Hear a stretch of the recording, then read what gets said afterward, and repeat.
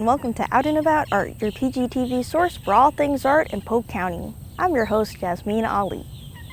Boondock Studios, located at 811 North Florida Avenue in Lakeland, is a gift shop that specializes in leather goods handcrafted by owners Daniel and Stacy Tabb, which include various kinds of bags, belts, jewelry, journal covers, guitar straps, and even masks.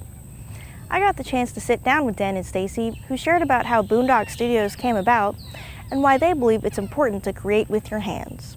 Let's take a look. When I was a tiny kid, I did this with my dad. And you know, kids grow up and they go off and do other stuff. I went into the VA hospital for 3 weeks to help deal with nerve damage.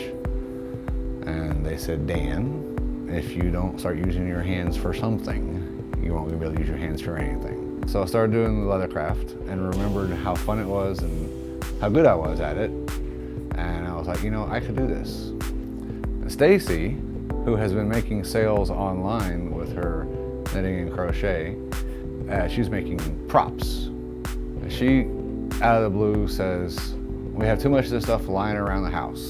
We gotta sell it. And within a week, boom, boom, boom, got a tent, got a table, got made up signs, and took all the stuff that we had made by hand and took it down to the farmer's market in downtown Lakeland. And we started selling stuff, and it was cool. It was one of those things where I can do this better. I can do this and show people how I did it. After 5.5, 6 years out on the street on every Saturday morning, we found this place. It was, you know, great big parking lot. It was nice big square footage, and it was in our price range. Okay, let's do this. It's time to take the next step. So we did. That was almost 2 years ago. So I was, as a child, trained in painting and drawing, and that was my focus all through school, basically. In college, got into graphic design, which I absolutely loved. It was very sharp. It was the clean edges. I mean, I do love to paint. I have painted my whole life, but graphic design is the love, and that's where the printmaking comes in, because it is a combination of very strong graphical styles, and then you're basically sculpting the piece at the same time. So once this is carved, I'll roll ink on it and then put paper on it and transfer the ink to the paper. So that just kind of came around back to my college love. But he taught me, once we started getting busy with the leatherworking, he taught me the leatherworking skills as well. So a lot of the stuff out there I actually made, and it's just like another form of sculpture for me. It's when I get a hold of a guitar strap, I'm sculpting in flat leather on that guitar strap. And I use my wood and linoleum carving tools on leather as well. And we've got a lot of masks out there that have some of the designs carved in them. It's all art to me. It's just a different medium. A lot of the things that we do are classics. Tote bags, crossbody bags, the duffel bag, the messenger bag. They're silhouettes that should be in your leatherworking portfolio. Wallets, key rings, they're the basics we consider. The thing that we do that's different about that, though, is we will make them the way you want them to be made. Let's say you have your last 5 purses or your last 5 messenger bags, and you love something or you hated something about every one of them. What we'll try to do is take all the stuff that you loved, get rid of all the stuff that you hated. You come in, take a look at the leather, figure out what kind of leather you like, what texture it has, how thick is it, how heavy is it. Decide, well, I had this great bag but I didn't have enough pockets. Okay, so we figure out how to put more pockets in it and not make it look clunky and bulky. The ideas come from utility, and we just try to make them beautiful. So all of our classes are designed to teach someone how to do a thing, but also to teach somebody the skill, how to apply that to a bigger project. At the end of taking, let's say, 6 classes with us, you'll be able to design and build your own bag from scratch. One of the cool things about what we do is we have customers come in and ask for something that's a custom thing that we've not done before. And it turns out to be a really good idea. One lady came in and asked, I have this old journal that I would like to, keep it from falling apart, and can you guys put a leather cover on it? Well, I had never thought of doing that before. Leather journal covers with an off-the-shelf book turned into one of our best things. So when our customers come in to ask for something that turns into great ideas, I am going to run with it. It's not going to look like yours did. I'm not going to mass produce anything, because everything we make is one of a kind. They're coming to us for something that they know the value of. We are going to hand build it. We're going to make it to their specifications. We're going to overdo it sometimes. There will be times when I'm worried. I've got a project that I've been agonizing over. This was one of them. It took me a good week to decide how to build these pouches, to decide how to attach them, to decide if I should build them like actual ammo or magazine pouches and leave the gap at the bottom. Should I fill that in? It's the perils of being the perfectionist creative. If you're going to be creating wearable art, the customer has to be the one who says when you're finished. And whatever your art is, don't give up. If you have one room in your brain that's blocked, go to a different room. You pick up a different medium. You're trying to get a technique figured out in paper, but it's not working. Try it in clay. You're trying to get something color matched correctly and it's not working for watercolors, well, try temperas, try oils. Try something different if you get stuck. That's the big thing. Don't give up. Something inside you wants to create. Sometimes you just don't know what the medium is. Secret, I cannot draw a straight line with a ruler or a curve with a French curve or a compass. Can't do it. Put leather in my hands, I sculpt. I don't know how it works. I don't understand how it works, but it works. Find your medium. If you're a kind of person that gets just kind of frustrated with certain things, just do the next thing. Don't force it. If you don't know where it's supposed to go, leave it and come back. But in November, December, we will start classes again, and that way, because it's an excellent time for them. People are starting to think about Christmas, and hand making something for someone is a great gift, especially the kids who can come and make something fun. Being able to do stuff with your hands also gives you a sense, I think, of confidence. I did this. Not only did I do it, but it's good. You don't get good right away, and that's the thing that a lot of people don't understand, and they're afraid to try, because I'm not going to be good at it. Well, you know what? The only thing about leather working that is expensive are the tools. Fortunately, I had my dad's tools. My brother had them from after my dad died, and so when I decided to start doing this, I got them all from my brother, and we add a tool here and we add a tool there, and okay, now we're going to teach classes, so we need to get 6 sets of tools. 6 sets of tools is kind of expensive for us. It costs nothing to use them though. You come take a class and learn how to make something, and we got the tools already for you. Accomplishment. I did this. There's so many good reasons to learn to do something with your hands. There's art shows from Mulberry, there's art shows in Lakeland, there's art shows in Winter Haven. We've been to or set up at least 3 here in Polk County alone, which is great, because that means that people appreciate the artists and come out and buy the art, take it home with them. Which is the best way to show an artist that you appreciate them. Exactly. I think if you understand and appreciate art, you're probably got a little bit of brains in your head. And it shows other people that Polk County is where some really cool art is coming from. Artifact, 3 streets away.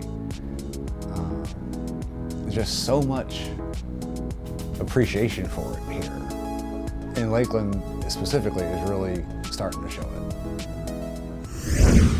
Boondock Studios is located at 811 North Florida Avenue in Lakeland and is open Tuesdays through Saturdays from 10 a.m. to 6 p.m.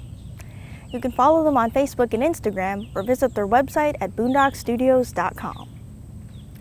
Next up, we're visiting Dazzling Driftwood, a studio and shop run by Central Florida artist Angel Sims. Dazzling Driftwood refers to Angel's sensational sun catchers, wind chimes, and lighted chandeliers, which are handcrafted from driftwood and refined crystals. I got the chance to visit Angel's shop, which is nestled inside her husband's kayak shop, Action Water Sports. Stay tuned to learn about Angel's creative process, her eclectic designs, and her passion for creating one-of-a-kind, dazzling pieces. I kind of consider myself an off-duty mermaid, so when I'm off-duty and my tail isn't on, I make sun-catching wind chimes.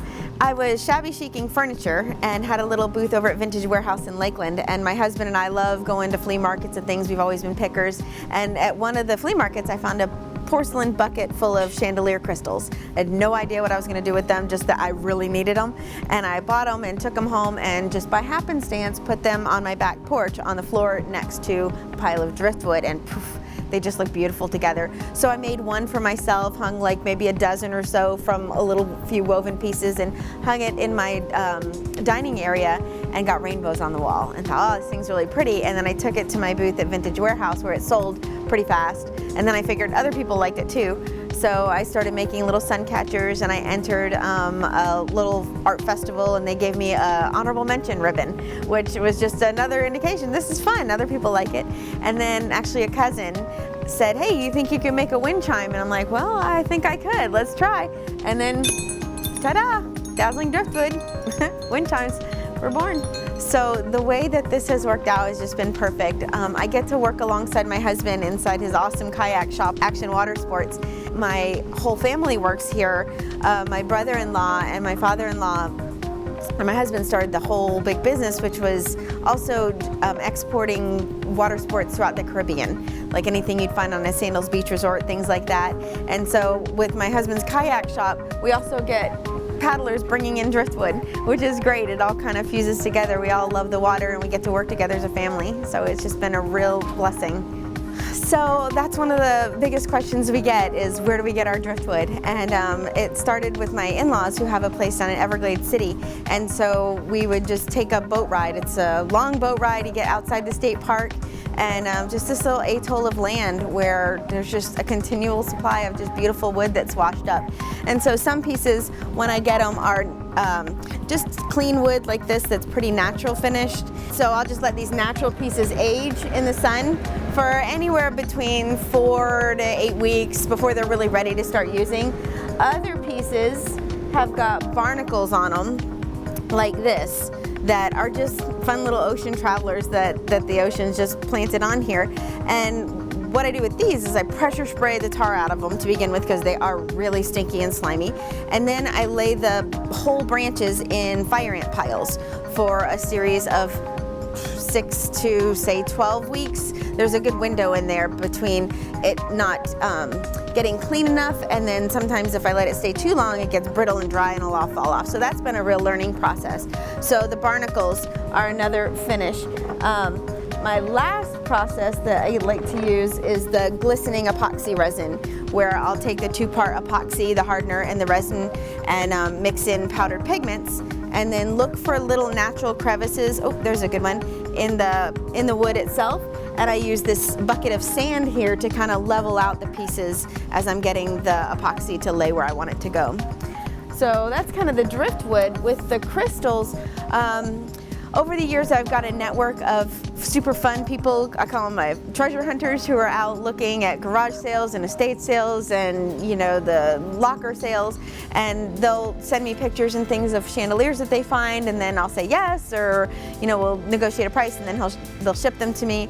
Or I've started getting some just replicated and, you know, new stocks out of manufactured, which is great because each one is precise and perfect. And the reason that they work well as wind chimes is because they're all crystal. They're not glass, which means they're at least 30% lead, so they're harder than glass, which is why they can stand up to a little bit of turmoil there that makes a pretty sound and fun effects. So one of my favorite things I get to do to personalize these is to etch them or to give messages. So this one in particular I've discovered will make a great design for a message of ocean conservation. The ocean for me is really where all of this started. It's the glisten off the water. And this is interesting. I found a study that showed that the human beings draw to shiny things, is out of our need for water. They did all these different studies with little kiddos, and they all went to the shiny things and would lap them and lick them.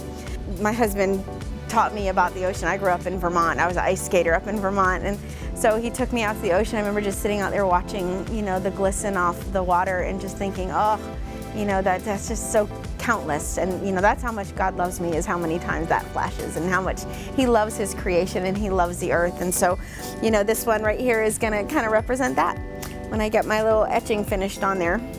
So one of my favorite things that I'm getting to do is partner with an orphanage in Fuzhou, China called Hidden Treasures. And that orphanage was started by a good friend of mine named Dina Van Hull and her husband Mike. And Dina's nickname is Lily.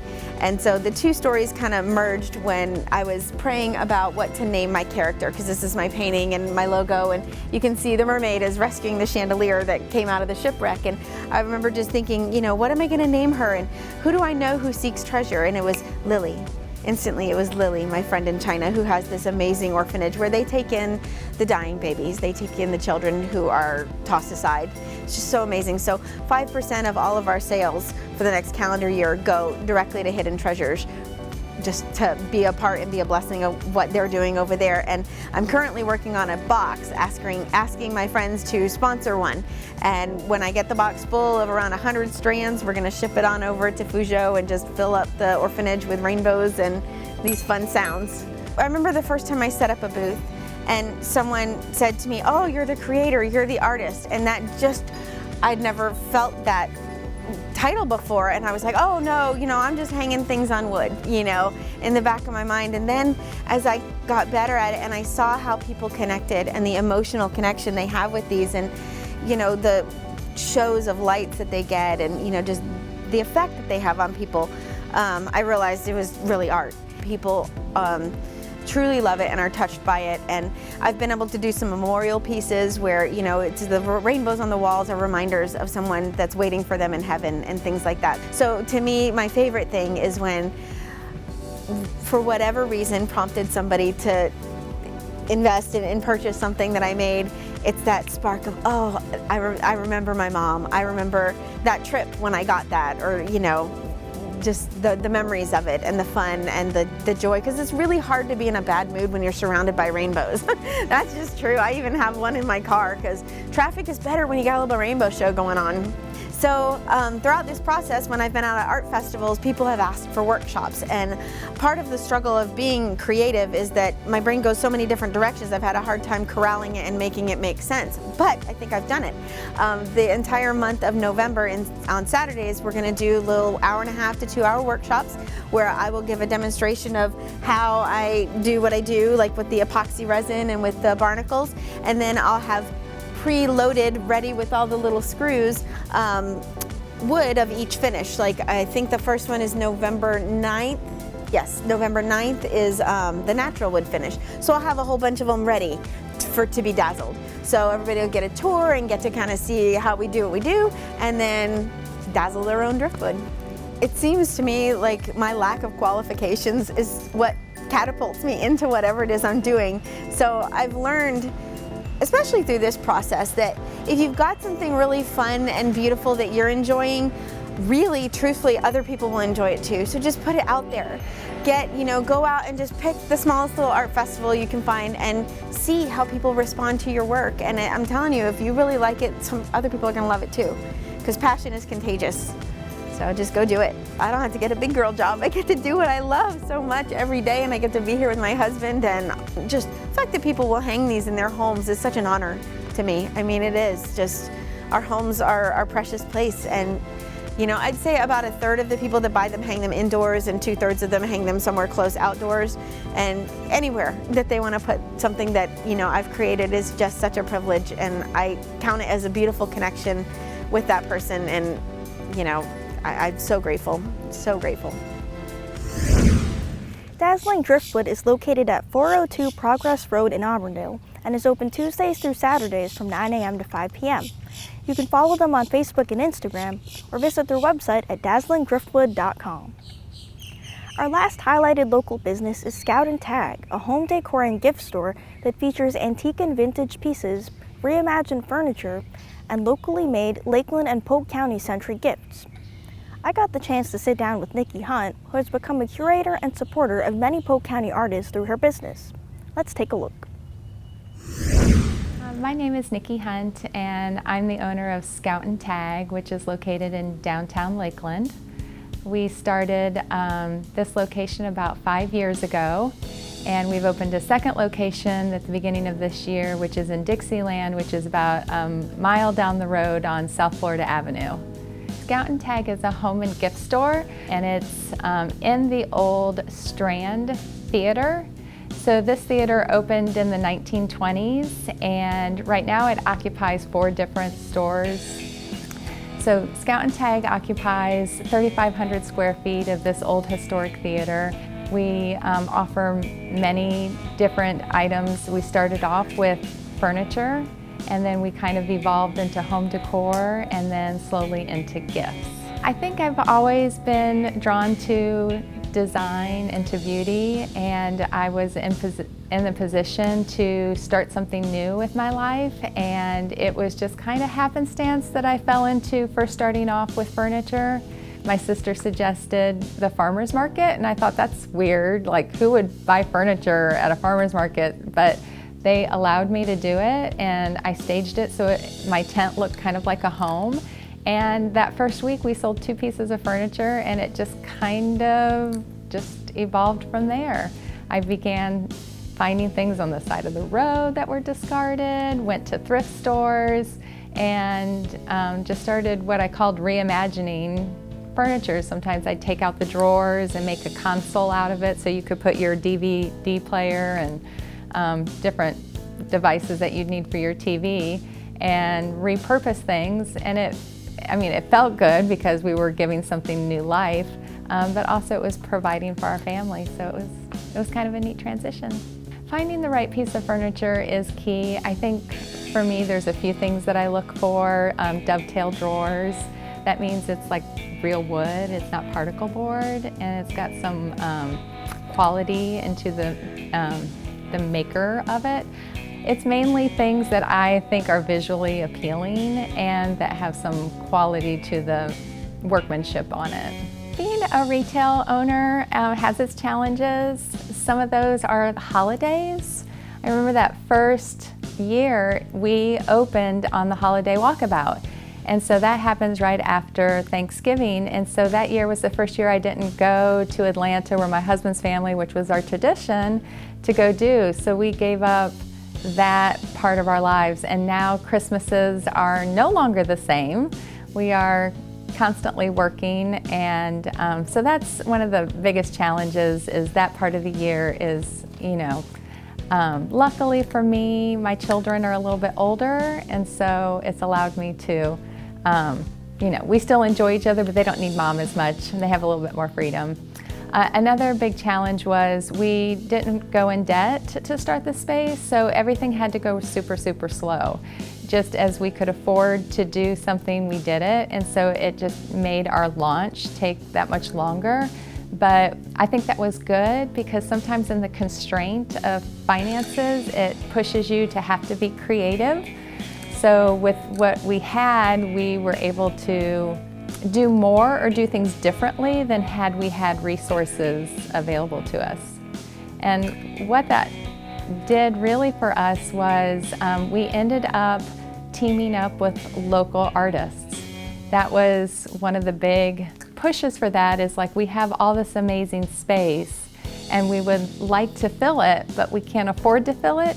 So let's talk to local artisans and see if they would like to maybe bring in some of their things and consign them here at our store. Luckily, throughout the years, we've evolved in some of those relationships where we just purchase things outright now.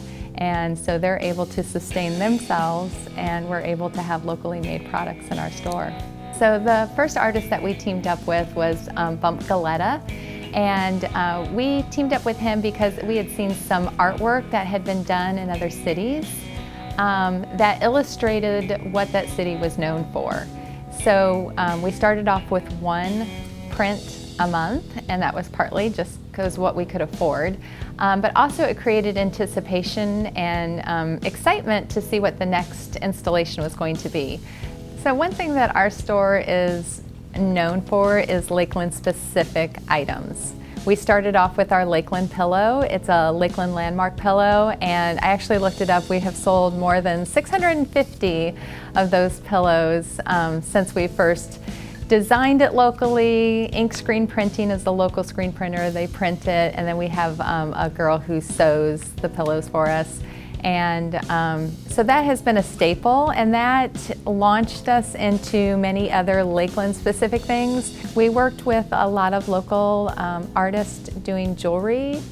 We have some jewelry that's made out of china where it's broken and then smoothed out the edges, and it looks something that's unexpected and unusual. We have another vendor that does all things swans, and so she has gotten in all kinds of different swan pendants and made earrings out of them and necklaces, and it's evolved into coins. So now if you have a coin from a certain country that you'd like in a certain year that you'd like, she's able to make that for you personally as well. So if you're wanting anything that's specific to our county and to Lakeland specific, this would be the place to get it. Yeah, we opened a second location at the beginning of the year, and that spawned from the fact that we were doing workshops at this location in the evenings and kind of outgrew the space, and so we acquired a new space. The way the workshops came about was we visited other cities and saw that painted sign workshops were super popular, and thought that since our store closes at 6 o'clock every day, that we could use our space in the evenings to host workshops. And so we started doing that. We held it in what used to be the kitchen area here of our store, and now it's our potting shed, but we could host 12 people in there to do painted signs, and it grew and grew and grew to where we needed to have additional space. So when you come to the atelier, is what we've called our second location. That's a French word for workshop or studio. You can do our painted signs, which have been our staple throughout the year. We also do cookie decorating classes, calligraphy classes.